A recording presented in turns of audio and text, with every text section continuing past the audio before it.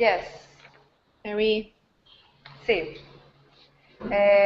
Buen día, bienvenidos a la tercera edición en vivo de Dialogs in Design de la carrera de Diseño Interiores de la Universidad de Monterrey. En esta ocasión tenemos a Debora Alden con el tema Stretch, Cliff Diving, Design and Other Adventures. Debora Alden, ella es una Design Researcher, estratega y educadora. Ella cree que el relacionarse y entender a la comunidad es la clave de crear un impacto a largo plazo. Durante 15 años ha trabajado directamente con y dentro de organizaciones para encontrar oportunidades que evolucionen sus propuestas.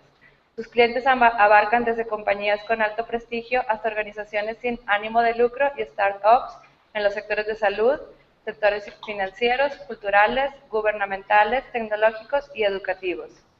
Ella es una nómada perenne con experiencia en emprendimiento social, diseño de la comunicación y arquitectura.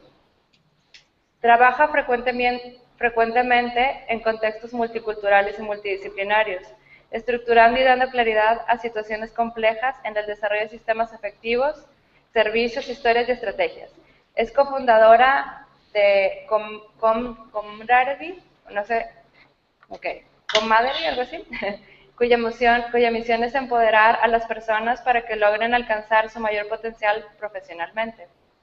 Ha enseñado diseño e investigación en Singapur, en México y actualmente en el Instituto IITs de Diseño, y también diseñó y lideró el año piloto de la incubadora Fiverrly U, la cual tiene un enfoque de diseño social. Demos un aplauso a Deborah.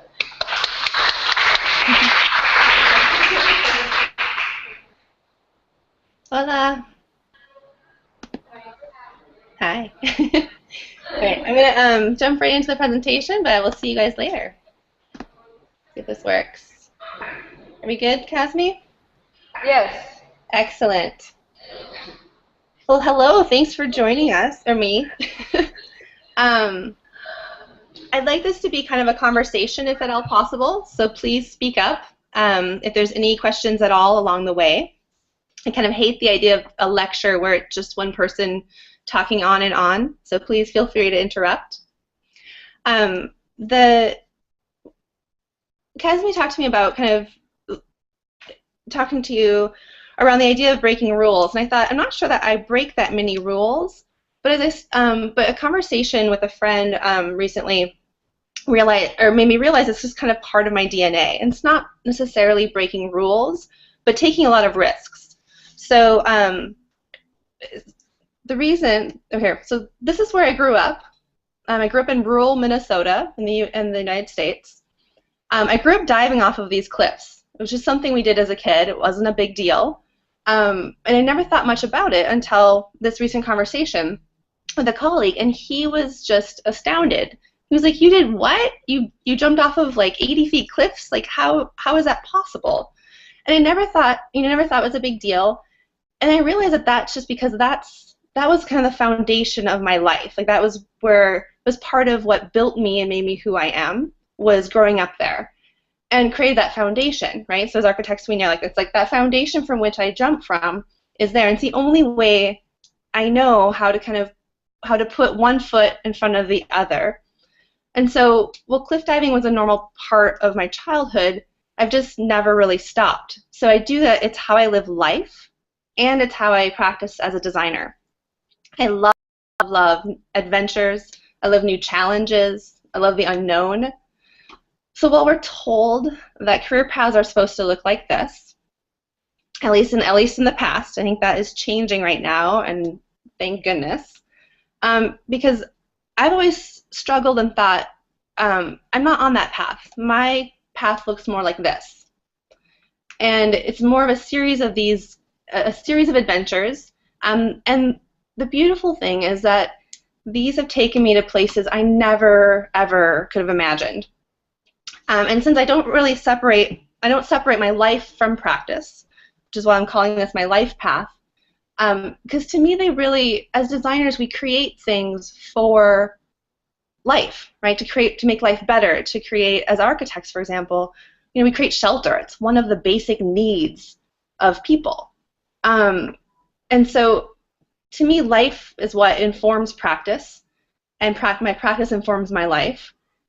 I see every day and every situation as something that causes me to grow and learn. It's what makes me a better person and a better designer. So these adventures have taken me around the world, from Singapore, as I think Kazi mentioned in the earlier, to Monterey, so to your backyard, which is where I met Kazmi. I met Kazmi working at or teaching at CEDIM. In Singapore, I had the opportunity to develop the first professional undergraduate program in visual communications in all of Southeast Asia. And so I went there to build that program. I had no idea what I was doing. And it was a great challenge and adventure. So this is the school on the left here. And so it's building, but building in a different way than what we're talking about with architecture, but it's still kind of similar, right? So I built the program. I hired faculty, so I had collaborators with whom to continue building with. I actually used my architecture background to build facilities, but I was doing kind of everything around crafting this program so students had something to go through. So I think it sounds like I believe UdeM's a fairly new school as well, so I think you guys probably know a lot of what that experience is like. These adventures have also taken me from the mountains to space. So one a really kind of pivotal life adventure for me was spending 5 months living in the mountains, walking from Georgia in the southeast of the U.S. up to Maine, the very far northeastern. So over almost 2,200 miles, just living and breathing out in the mountains day in and day out. And then the space, random opportunity, but working for NASA doing an educational video when I was in grad school. And the other thing, and there's always these little parallels too, I find. So I quite a long time ago developed the visual look of the light rail in Portland, Oregon. Kind of developed the visual concept for those. And interestingly enough, in terms of one of my life adventures, is taking the Trans-Siberian train. So when we lived in Singapore, living in the tropics, like where else do you go for the winter solstice? So over the kind of end of December, but Siberia. Like for us, we just wanted cold weather and took advantage of that. So I took that from Beijing to Moscow and met amazing people along the way and really interesting adventures, which always inform. Like I said, I always kind of come back to how I design. So going back to my childhood, how I became a designer. There's only one thing I ever wanted to be besides a designer, and that's a private detective. So like Sherlock Holmes or Inspector Gadget, or because there were some of the only women out there doing this, Charlie's Angels. And I even used to carry around a little pad of paper, like the kind of typical little pad of paper that you take notes in and collect your clues in. But for me, this also doubled as a badge. So I could flip it open, and you could see that I was Kate P.I. I always wanted my name to be Kate for some reason. It was the name that really resonated most with me. I hated my name when I was a kid. So I figured, hey, I like adventure and danger. I'm a tough girl. Like I could do this. I could be a detective. But I realized that what it really came down to is I like to solve puzzles. And yes, I know I'm a complete nerd, and it doesn't really matter what kind, whether it's jigsaw or logic or crosswords, even math problems. Loved them. And so, mysteries, design problems, if you think about it, it's really all the same. It's all about solving a puzzle with the pieces you have. You have to figure out what that background story is, what elements are given, or, as we would say in the detective world, getting the facts. And you piece together the rest of the story. You're gathering clues to make that, and for example, in architecture, to make the best building for the people that you're designing for. So, getting a little note from there. So the other, and you're really trying to define the real message and the truth, and ultimately complete the picture and solve that problem. But one of the issues with becoming a detective was I also loved to make things. As a kid, I was constantly designing and sewing my own clothes, creating movies with my friends, building chairs and tree houses with scrap wood. So I thought perhaps being a detective wasn't quite right for me, but architecture, that might be a good way to go, right? To problem solving and making things. So I went to school for architecture. And in fact, those drawings in the upper left, I thought I'd pull out some real oldies for you. Those are actually drawings I did when I was in undergraduate school, like you all are. And those are actually ink on Mylar, if you can believe it. Those are hand-drawn. That's how long ago it was I was in school. And my first job out of school was at an architecture and urban design firm, and I was hired as a model maker. So going back to the childhood of building tree houses and anything out of scrap wood, so the model on the right is one of the first models I made there. And but what I did the most of the time when I was there is I ended up working as kind of this interesting in-between. So I did a lot of, the place fired their graphic designer in the marketing and business development department soon after I started. So I filled in that position as a young graduate. I had a really graphic portfolio. So I filled that in for a while and realized there was a disconnect between the urban designers and the architects and the marketing and business development. They liked each other a lot, but they used different languages to speak. And so I often ended up being kind of a translator between them.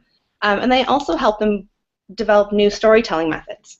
So for example, on the bottom left, we created boards like we would normally do then, but we also made it into a model that we could interact with the client, for example.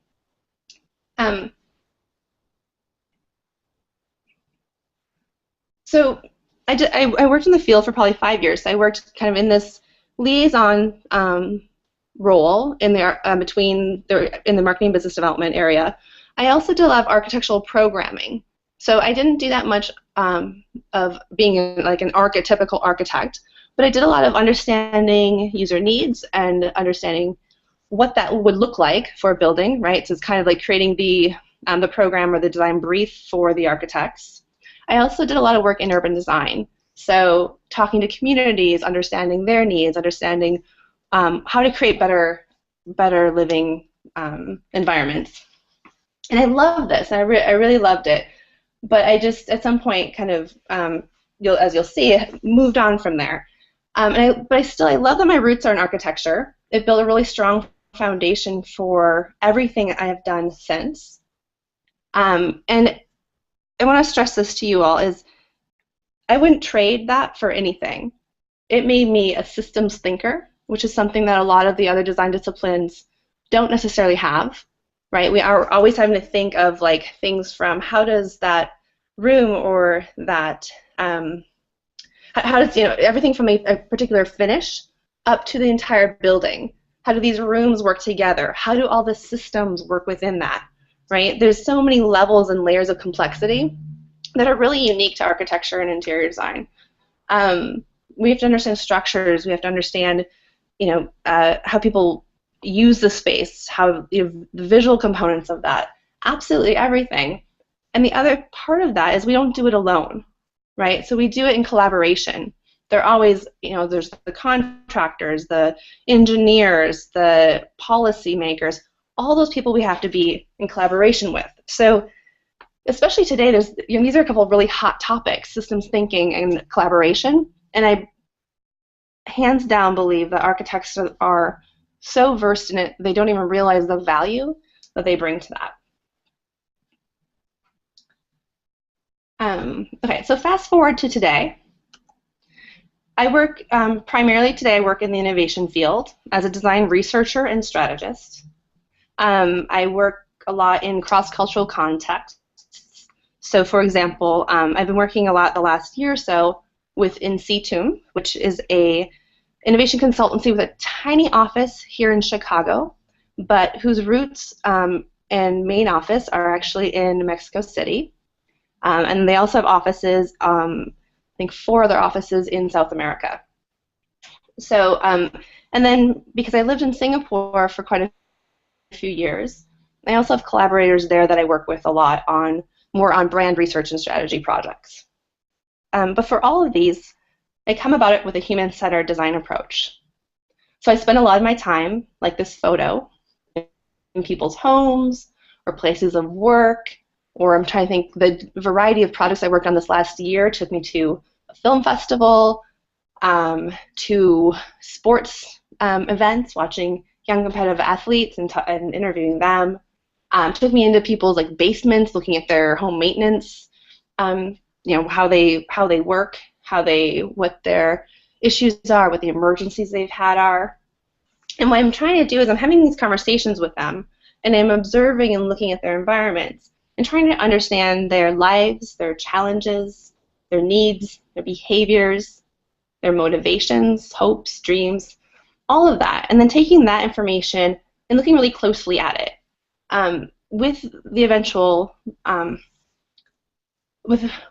eventual goal to inspire and inform the design or an innovation of products or services or brands or strategies, anything to kind of create that next thing or something that will make people's lives better. As Kazmi mentioned, I also am a professor at IIT's Institute of Design.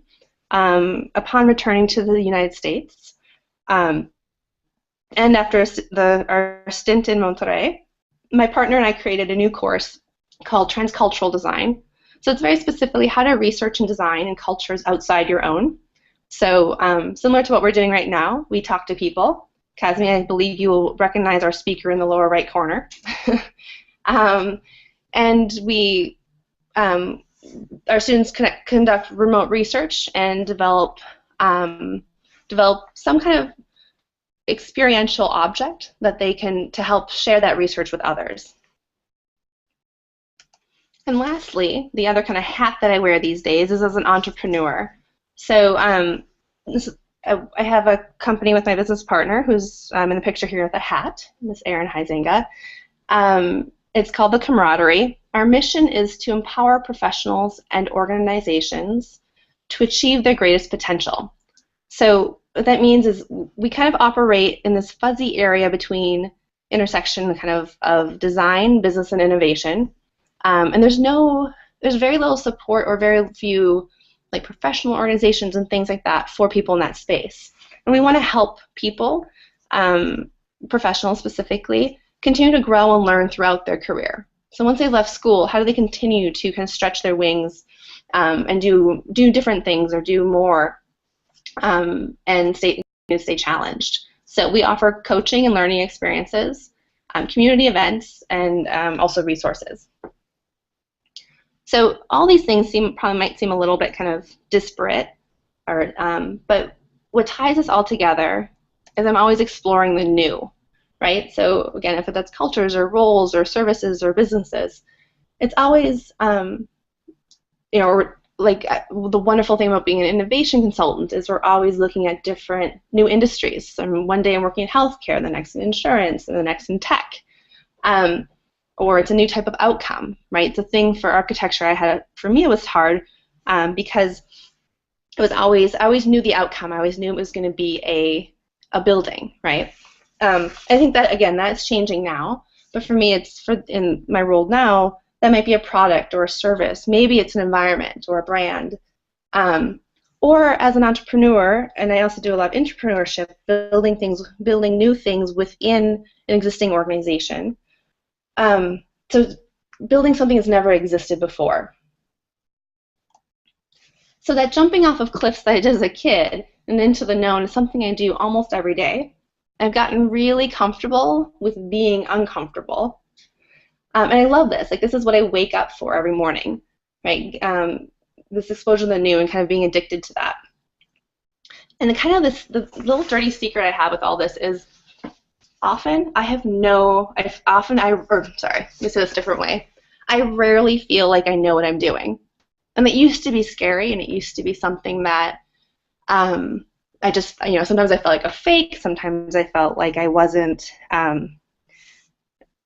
like I shouldn't be doing what I was doing. But I realized I think it's that aspect and the fact that that kind of that fear and that adrenaline that makes you work harder and makes you push the boundaries further and really figure out ways to do it. So like this quote from Ray Bradbury, you jump off the cliff, it's like the best way to learn how to, you'll learn how to make the wings on the way down, right? It's that instinct of survival.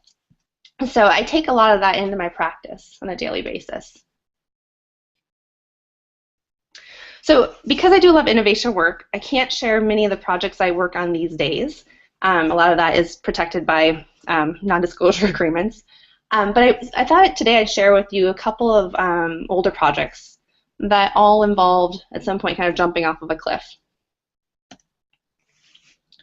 So first one, and also this will help pave a little bit of the path as well between my architecture roots and background and what I'm doing today. So one of the other things I did, where I used to work for the Smithsonian Institution for the National Museum of the American Indian. And I went to graduate school for communication design. So I had this background in architecture and communication design. And so while I was in grad school, I got this job, and it was amazing. I got to work on celebrating the stories of these amazing communities, from the Arctic down to Patagonia, and the other thing I loved about it was that some of it was talking about, as you'd expect, looking at things from antiquity, right? So like these old artifacts, but a lot of it was like also just contemporary art, and it just happened to be that it was art created by or films produced or directed or written by American Indians. So a lot of the work I did was what you'd expect. It was designing exhibitions or designing, like the banner in the middle that hangs out in the front of the museum, or murals for outside to let people know that the museum is there. Typical things you'd assume as a kind of visual designer and with a background in spatial design. But one day, my boss showed me this and said, "Listen, there had been there's another National Museum." I was working in New York. There was another National Museum of the American Indian that had been built in Washington, D.C. And in doing that new building, they had created these kiosks to be used for information kiosks. So they created enough to be used in the museum in D.C. and then they sent a bunch of them up to the museum in New York. And so we're sitting there looking at these, and apparently they've been sitting in their storeroom for about 2 years at this point. They said, they're getting some pressure, like they want us to use these, but we have no idea what to do with them. And I was like, they started looking to me saying, do you know what to do with this? Could you create whatever it takes to make these up and running? I was like, I have no idea how to do that, but let me give it a try. Like I love a challenge. Let me see what I can do. So I ended up developing both the figuring out what content would be we would share, how that would work for the visitors, what that experience would be like for them, and of course doing all the visual aspects of it. This is a series of the screens that show up on it. But the other part of it, so this was like something very much in my wheelhouse, right? Like I was coming out of school for communication design. I know how to, make things look decent, organize information.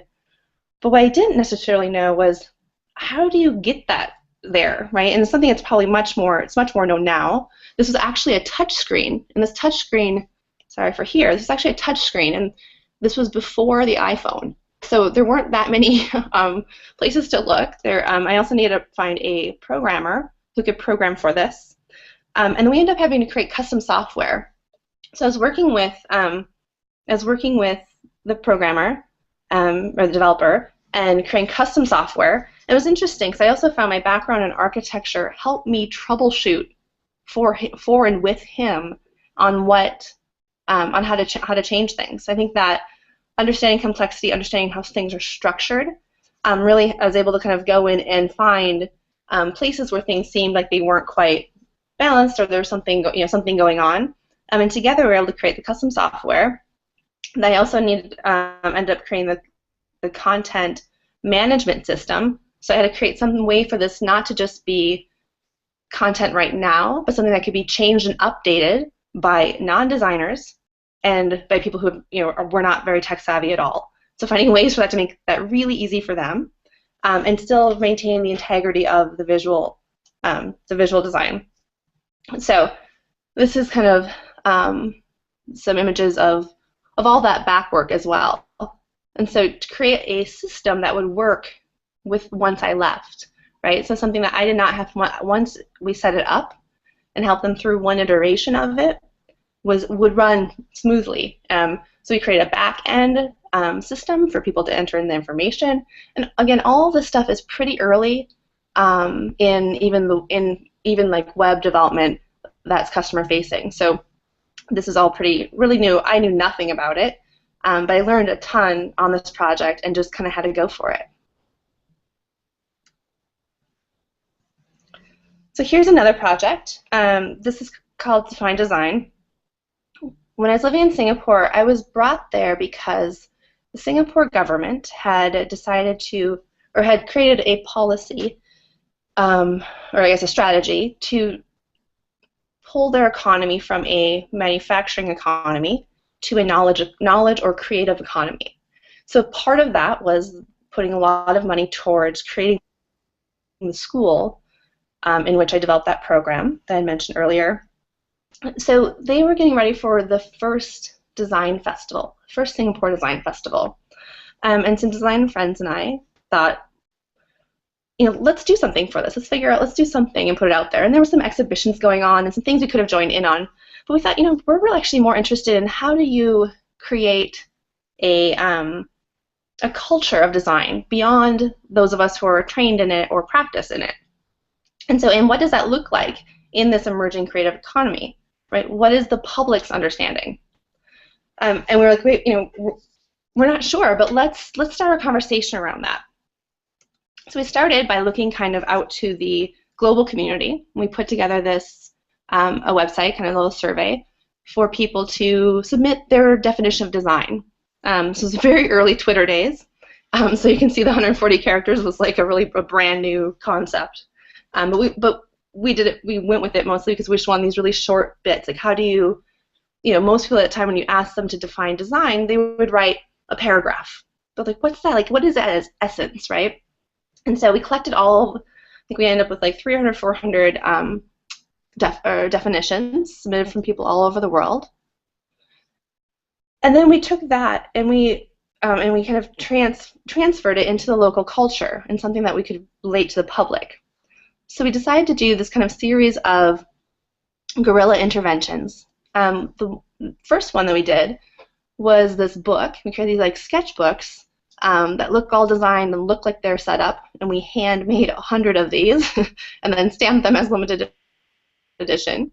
And then we went out into the public and just put them. So like a book fair, I think the middle picture is a bookstore, picture on the right is actually the library. We just popped them into like places. On the back of the book, it encouraged people to respond to us, to reply to us. So we could see if people were actually picking them up. On the side it says take one, right? We're hoping people actually will engage with these. It was interesting. We definitely did get some replies, so we got to hear where people were finding them. Kind of a little delightful little surprise. And beyond the book, we also did a lot of other kind of these guerrilla interventions. So this one was a series of kind of talking like good design doesn't expire, and the fact that that it's timeless, right? And so this one we were a little afraid. Singapore is known for its rules and its rigidity. So some of these too, we weren't sure if we'd get arrested or what would happen. We had a little crew out there doing it. So here it's like in a grocery store with things that are perishable. We put those on that people might buy these items, take them home, and see something else and be driven to the website and to join the conversation. And then we did a whole other series of I think the T-shirt was basically, I think the kind of message behind that was that one size does not fit all. The design should be tailored to really advocate for things or kind of rally against some of the design competition, like logo competitions that were happening. So we could, to create a really viable economy for my students and for the designers I was working with. There's a lot of asking for most of the kind of intellectual work to be done before you actually get paid. So there's a lot of people doing a lot of work and not actually reaping any benefits from it. On the right side, for example, that one is there's a tradition in Singapore that you get these little tissue packets, and at the hawker centers, which are like the outdoor eating venues, you set your packet of tissues on the table, and that saves your place. So then you go get your food and you come back, and since your packet of tissues there, no one else should have sat there. It's actually something they call choping. So you chope your seat, right? So we created a tissue packet. Talking about, I think it says on their mind, like, so you're knowing that that's your spot, and said smart design speaks the local language. So these kind of little pithy, silly comments, but all of it tried to drive people back to having a conversation with us. It was kind of fun to see how people interacted and what they came up with. All right, so the third project I'll share with you is Firebelly University. So Firebelly University started because Don Hancock, who runs Firebelly Design here in Chicago, it's a social design firm, communication design firm, that has been around for, I think, 14 years now. So Don's been doing social design since before it was a trend or a really popular thing to be doing. And she realized that as people started getting more interested in having their work be more meaningful, they would talk to her and say, how do you do what you do? And how do you do it and not eat like ramen every day, right? So how are you doing it and actually making money at it? And she's like, I just do it. And she hadn't really realized what it was that she does. So she was talking to me and said, I had this idea. I want to share that back with people. I want people to be empowered to start their own businesses around social design. So what Firebelly ended up being was essentially an incubator for design social enterprises. It's less of a university, even though there was definitely a component of learning. It was much more about starting businesses. So she was like, hey, I know you have some experience in education. Like, how? She's like, I'm not a teacher. I don't know what that would look like. She's like, can you help with this? I was like, sure. I have no idea either, but let's give it a try, right? So again, jumping off this cliff, there were no models to look at. There was nothing like this out there at the time, and it was interesting. It was really a really humbling time. This ended up being a 9-month fellowship. We had 4 fellows the founding year or the pilot year. So I was there with the fellows day in and day out for that pilot year, so I could see what was happening and then change the program as needed to really make it work and be beneficial for them. So on the left here, the way it worked was they 4 days a week, Monday through Thursday, they ran a design studio so that they could learn sort of the ins and the outs, or the nuts and the bolts of how to run a business. And then on Fridays, we had more of a learning day. So we would go and, like on the right here, go into other studios, learn how other people have done what they do. Some days we would do workshops. And then that was the idea, is we would do Monday through Thursday, and then Friday we'd go out there. And then along the 9 months, they were expected to develop their own social enterprise that would launch at the end of the 9 months.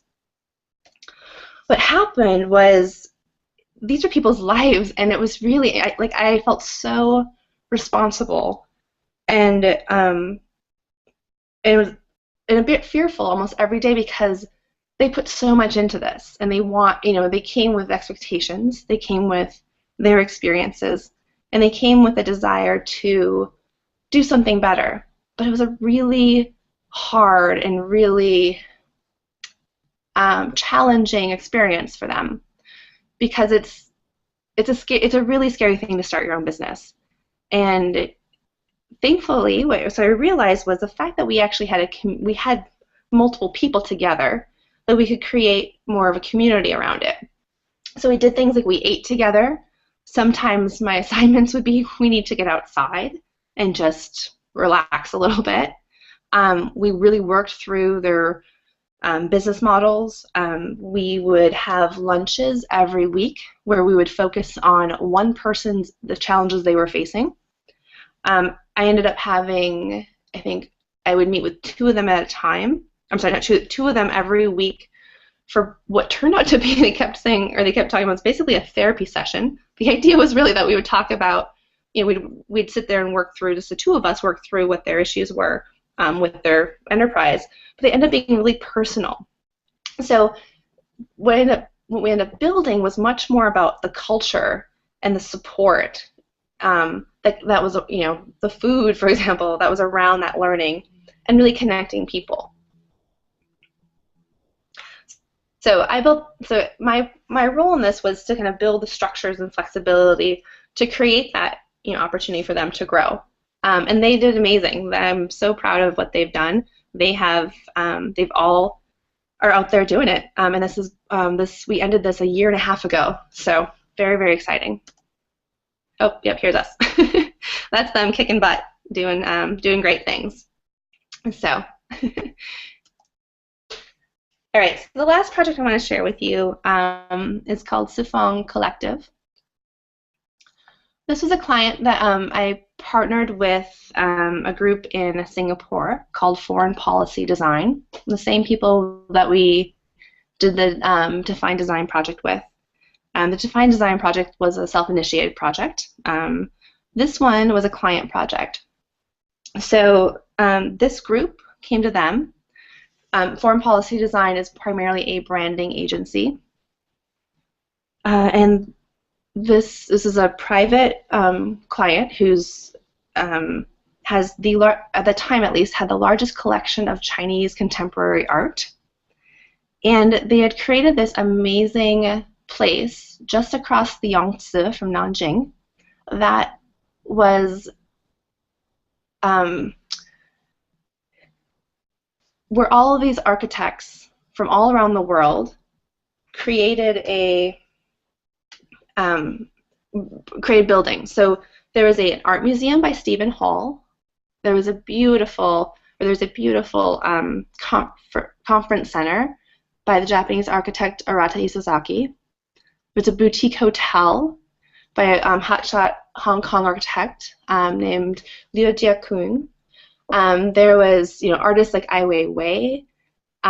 There's this great, I'm not sure if you can see on here on this rendering. I think it's actually almost right in the smack in the middle. You can see this building that kind of comes out into the water a little bit. That was actually Mexican architect Alberto Calach. I'm not quite sure how to say his name, but you guys might know him. Created this timber boat that basically it was emerging into that water. The background of this whole kind of community of art and architecture was an amazing park and mountain.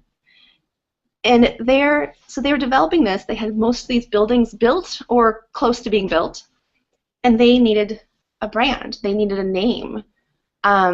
They needed identity. They needed visual identity. They needed to really figure out how to position what they were doing and what they were creating. So I came in to work with Foreign Policy on doing more of the kind of research and strategy for this project. And a lot of what that revolved around was trying to understand who their audience was. So was their audience the local Chinese, that lived right around Nanjing? Was it for a kind of domestic audience? So for with the rise in Chinese tourism, was it for people from Beijing or Shanghai or some of the other third-tier cities to come as a destination, or was it for an international crowd, right? So people who are coming from all around the world to see this. And in the end, in kind of all these kind of conversations and trying to understand what the place was, I guess the other kind of thing we're trying to understand is, was it a luxury, very elite elite place, or is it a place open to the public that can, so everyone could come and enjoy, whether they stayed at the hotel or not? This was literally a 10-minute drive from Nanjing, which I still is crazy to me, having been in Nanjing, and like, 10 minutes later you're out in the middle of like this glorious space. Oh, here, let me show you. Here, so these are some of the pictures from our visit there. Upper right is the museum, the art museum by Stephen Hall. I'm sorry, both of the images on the top are the floral perforated metal that's perforated with floral pattern. On the bottom left is from the Boutique Hotel, and then the bottom right is from Arata Isosaki's conference center, and that goes right out onto the water, which is amazing. So we were really trying to understand, like, is this something that's do you create this as something that's very Chinese? Do you create this as something that appeals to a broader audience? And how do you do that? What's that line? And who do you want to attract? How do you want to make them feel? And to our clients, in celebration of our client, I was really happy and pleased that they were really interested in something that was open to everyone. And so we tried to create something that was Chinese at its core, but not, but that would also, so that was kind of as our primary audience, but also that opened it up to bring other people in. So in terms of naming, we created a whole kind of brand platform and strategy, and developed, these are two of the examples for creating something. We ended up calling it a combination of a name. We were also trying to figure out, do you name it in English, do you name it in Chinese, or something else? And realized there's this word, sufang, which means literally means like four sides, but together kind of means like omnidirectional, means kind of open and outward. This really lovely idea of how you could view things in a lot of different ways, and how you could take in a lot of different perspectives. So, and it wasn't that hard to say. So part of the issue with a lot of the Chinese names that we were looking at or thinking about was that they were really hard for anyone else to pronounce. So this one, even if you screw it up, which I screwed up and I helped develop it, but even if you said like Sci-Fang, like at least you're like close, right? There's something that's not too far away. And we did choose to use collective as a word, but then to make sure that we always have both the Chinese and the English right there. And so this was kind of the parent brand, the thing that everything else would fall under. So the art museum was the next thing we looked at, and we decided to keep that name because it's kind of the flagship of that place, right? So still use Sifang, and just call it Sifang Art Museum. So here is the identity for that. The other thing we learned really quickly was they were looking for something really bold, right? A lot of, at that time especially, a lot of Chinese design was really bold, and you want it to be bold and big and really noticeable.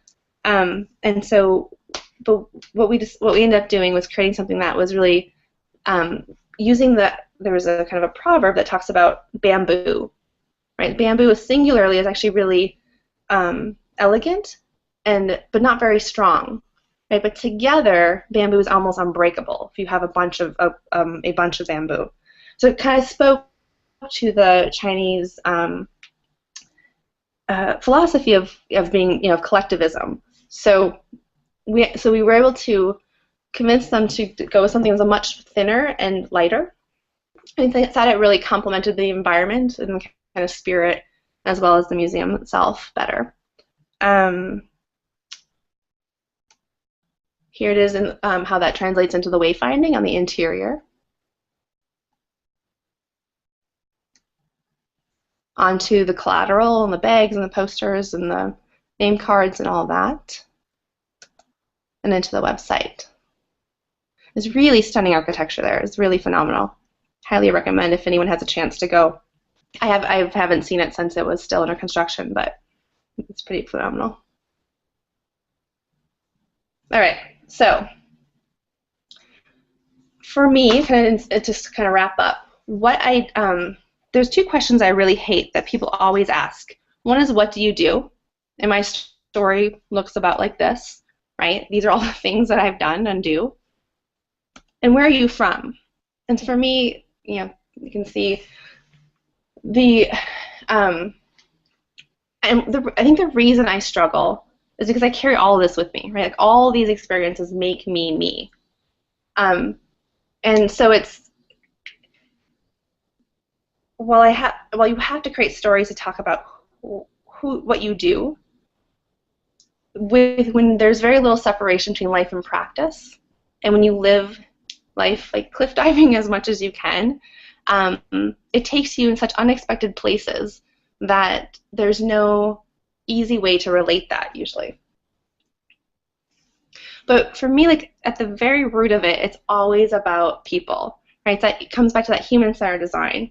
It's about creating relationships. It's about, which have led to a lot of these opportunities.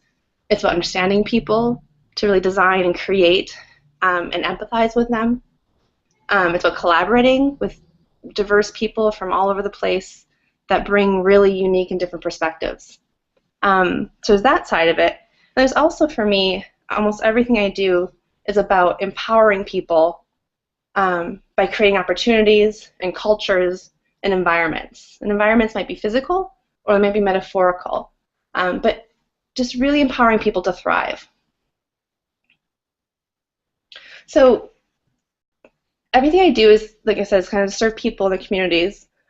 But what I've realized is over the years, the biggest value I bring isn't necessarily as a designer of visual artifacts, but as a researcher, right? We're always trying to understand the context in which things live.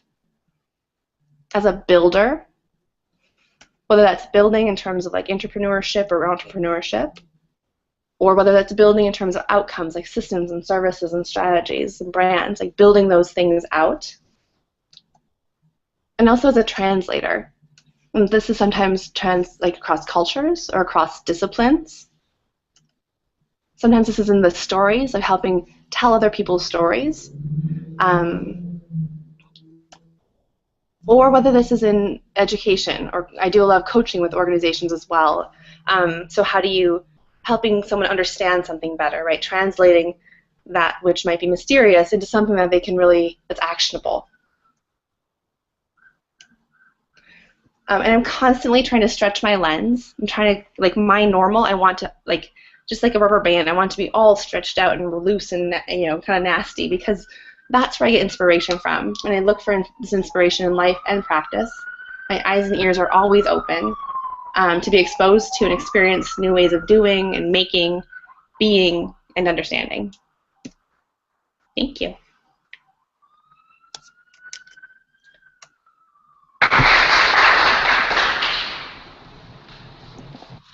Thank you, Deborah. Yes. ¿Tiene alguna pregunta, comentario? I have a question, Deborah. Yes. Yeah.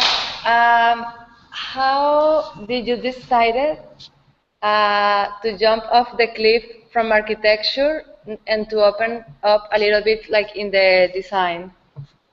Sure. So at that first, I mean, I worked in the field for 5 years, but I never really worked as an architect. I actually, at some point, I was doing so much around the marketing and business development and the programming and the urban design that at some point I told my boss, I said, you know, I actually came here to be an architect.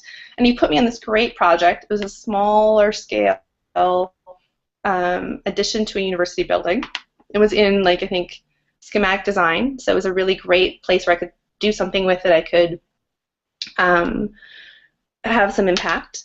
And I hated it. Actually, the scale of it was the thing for me that was tough. I love things at a really tangible, like kind of tactile scale. So things like graphic design. And I love things at a really higher level, like urban design, or, well, I think a lot of what I do now, like with strategy. So for me, the scale was never quite worked for me. I think there's something about the length of the projects, and again, this is architecture, so not interior architecture, but that was also a really long time in the making. And so I think that challenge I wanted in a different way. So I went back to school for communication design, mostly because I was already doing a lot of that in my job at the architecture firm, but I had no training in it. So as an architect, I had basic balance and composition and things like that, but I knew nothing about typography. I wanted to stretch my legs in as kind of the digital storytelling methods were becoming more prevalent, things like that. So it just wasn't a fit for me. Again, that experience, though, is something that I almost every day I go back to, realizing, like, it drives me crazy a lot of times working with graphic designers, for example, because I think that they think like I do, and then I realize I think like an architect. So I think there's so much, like I said, more complexity to how we think. That's really valuable. Okay, that makes sense. Thank you. ¿Alguna otra pregunta? ¿No? ¿No? ¿Ninguna duda? ¿Entendieron lo que les dijo? Sí, no.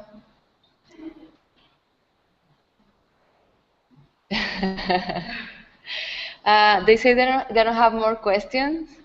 Okay. Okay. Maybe we're going to speak a little bit right now, and if we have some questions, can we write to you so you can answer? Yeah, absolutely. Yeah, or pop back on. I'll be around. So. Okay. Well, thank you so much, Deborah, for being here today with us in Monterey again in UdeM, and thank you for what you shared with us today. Absolutely. Adiós. Adiós, hasta luego. Gracias.